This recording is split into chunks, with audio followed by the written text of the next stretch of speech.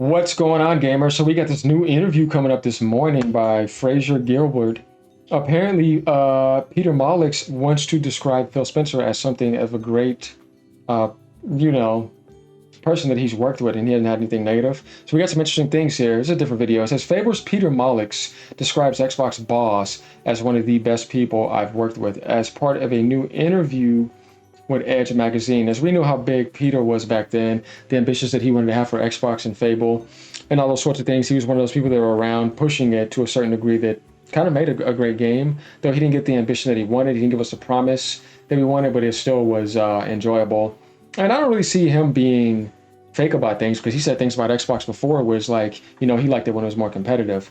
So now he has something to say about Phil Spencer, and this is going to be interesting on what he has to say. I don't think it's going to be that long, but there's some stuff to talk about here that I'm going to give my thoughts about certain things too. Definitely when it comes to I know there's a big thing right now going out saying negative things about him, but we're going to talk about that. All right, so let's go. Going down here, starting off, it says, long before Xbox boss Phil Spencer actually became head of the brand in 2014. Yeah, before what's his face drove it off a cliff like Jim Ryan.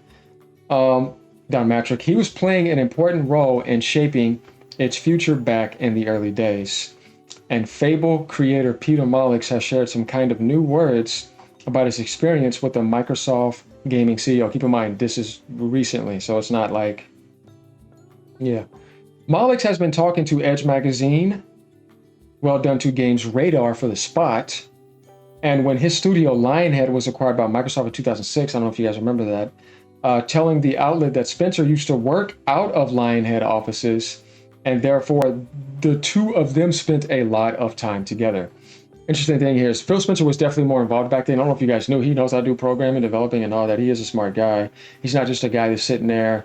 No, he's been playing gaming for a while, even back to the NES and gaming days. He's been with Microsoft for the longest, and he's always knew about programming, developing, all that. So he does have experience in that field. And then, when we get back to certain people saying certain things as well, I get what you're trying to say, obviously.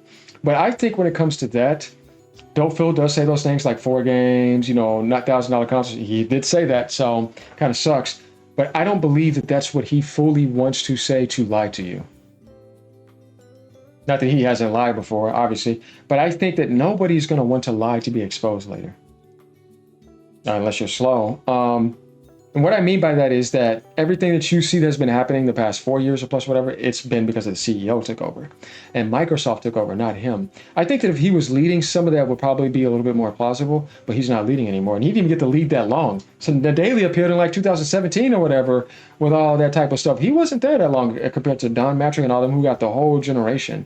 And even before that happened, I mean, he was handed an impossible task in a way to where I don't think that if you put anybody else in that position, they would have done better. As a matter of fact, it probably would have been worse because they wouldn't have stood there and took all that and been kind of like media trained. What I mean by that is Phil Spencer never snaps on anybody.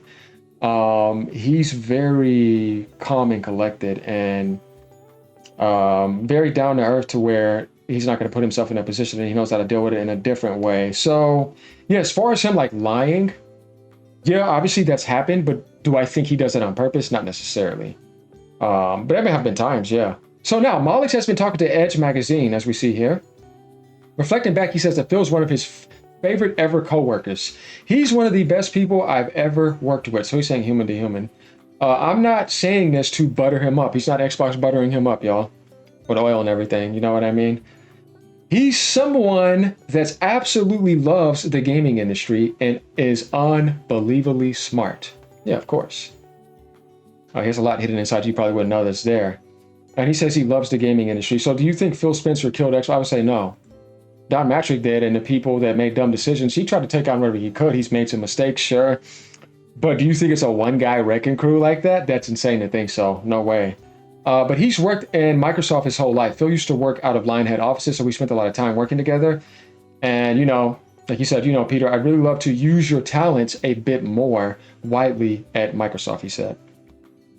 One of the things that Fable creator is really appreciative of is how Spencer believed in him and Lionhead Studios, stating that he's absolutely motivated by praise and that Phil essentially made him feel wanted at Microsoft. Interesting that he's saying that. He also says the experience helped him forget how awful This is interesting. It had been serving as a senior vice president of EA. Okay, so this is the thing. Back then, EA was definitely god awful. Are they like some saints now or anything? No, no, no, no, no. But they were definitely worse back then. They were the worst. So I can understand that. So that's what he was saying. Like after the experience, obviously working with Phil Spencer was a lot more warm, and him at least, he didn't say all of Xbox or Microsoft or anything. He's just talking about Phil Spencer here. So this is somebody who was close to them is telling us that. He says, now I am someone who is absolutely motivated by praise. We want to make you a Microsoft partner. I thought.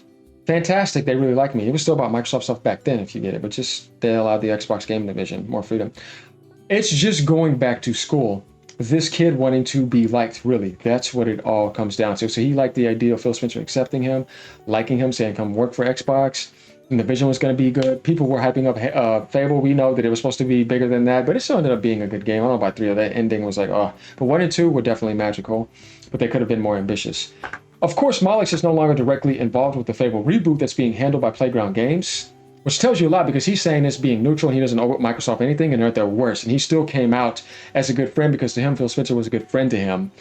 And they're good friends, so he's not going to downplay that. This is his way of replying, I guess, to the good friendship he got back then. It seems like that's what he's doing here. Of course, Molyneux is no longer directly involved with Fable reboot, as we said, but he's busy with his own project called Masters of Albion. That's funny. That we're hoping to receive, we'll receive an Xbox console version at some point in the future. Based on these comments, it sounds like a strong possibility, at least. For now, though, let's reminisce a little. But we'll leave you with some footage of Peter from an old Fable interview below. I mean, it's talking about old Xbox. I don't know if you guys want to take a look at that, but you can. And then Jumpin' Jackson says, well, there's the kiss of death. Phil is very nice indeed. Yeah, he's a nice person. He's a gamer, a good person, a good boss, a bit too permissive, perhaps. Satya is basically the opposite. Phil does not seem to have control over the big decisions now, and Sarah seems to be a saleswoman or a shark. Yeah, pretty much. But they're all under Satya, you know what I mean? So it's like, Phil Spencer's kind of like, I'm in my retired mode kind of at the moment. You know what I mean? He's kind of there now. He did his fight. You know what I mean? As a positive note, Xbox is more profitable than ever before, and I believe the Xbox fans will be served well, but the price of gaming is higher now on all platforms. Unfortunately, I think you're being kind of a fanboy on some of that stuff, but I get what you're trying to say. There's nothing wrong with having good faith. I still have faith in Phil Spencer. I've heard him speak in many interviews in the past, and you can tell that he really loves this industry. I mean, he does, but what are you going to do about being overridden? So I'm forced to think that all disasters and incompetence plaguing Xbox come from executive in suits above him and the terrible financial pressure that comes with helping to a titanic company like Microsoft. That is a more intelligent reply because, like I said, again, it's not a one-man wrecking crew where he makes every single decision, every single budget. You know, people just blaming that guy. And I say he's a scapegoat at that point because you're not understanding the impossible crazy train he was handed.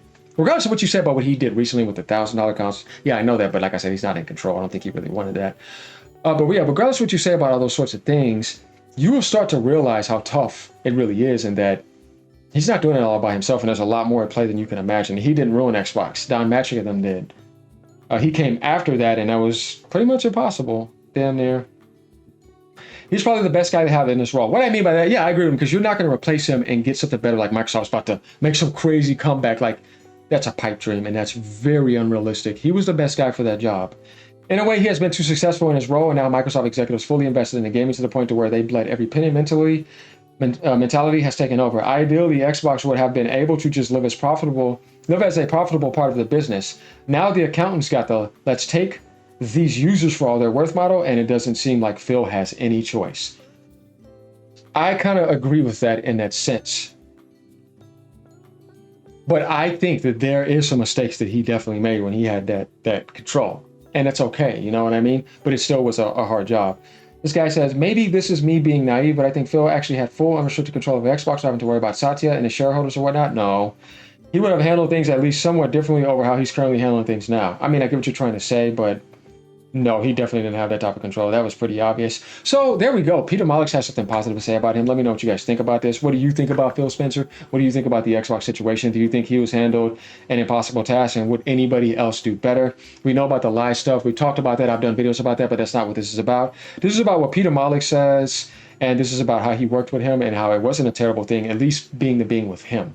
Now, as far about the rest of Microsoft, we know how that is. Let me know what you guys think. Once again, like, comment, subscribe. Peace out. Have a great day.